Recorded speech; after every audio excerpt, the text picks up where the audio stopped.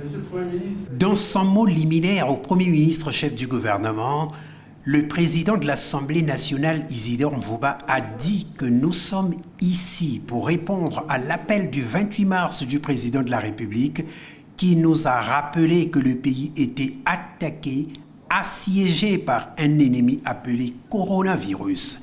Nous sommes venus ici à la permanence du Comité national de réponse à la pandémie pour apporter la modeste contribution des honorables députés de l'Assemblée nationale. Nous sommes donc venus au permanent, qui est en réalité le Premier ministre chef du gouvernement, quand on sait qu'au-dessus il y a le patron lui-même, pour remettre la modeste contribution des députés de la République,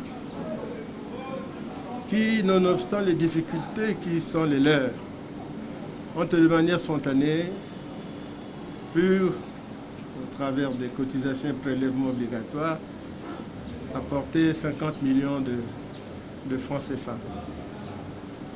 Parce que dans son appel du 28 mars, c'est comme ça que moi, certainement que cette déclaration va rentrer dans l'histoire, l'appel du 28 mars. Le président a indiqué qu'un fonds de solidarité était créé. On connaît aujourd'hui le but, je vais revenir là-dessus. Mais ce fonds doit être abondé.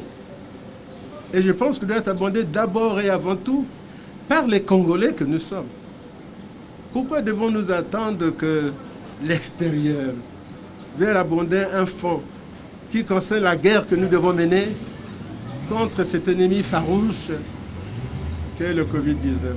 Au nom du gouvernement de la République, le Premier ministre s'est senti requinqué par cet élan de solidarité des représentants du peuple. L'Assemblée nationale, c'est une très grande institution de la République. Là, c'est le peuple lui-même qui se réveille, qui se rend compte qu'il doit être attaqué. Donc, il prend des dispositions pour se protéger avec ses maigres moyens. Monsieur le Président, je suis bien placé pour savoir les difficultés qui sont les vôtres, pour tous les députés comme d'ailleurs les sénateurs. Et lorsque, de manière spontanée, en très peu de temps, vous arrivez à décaisser 50 millions,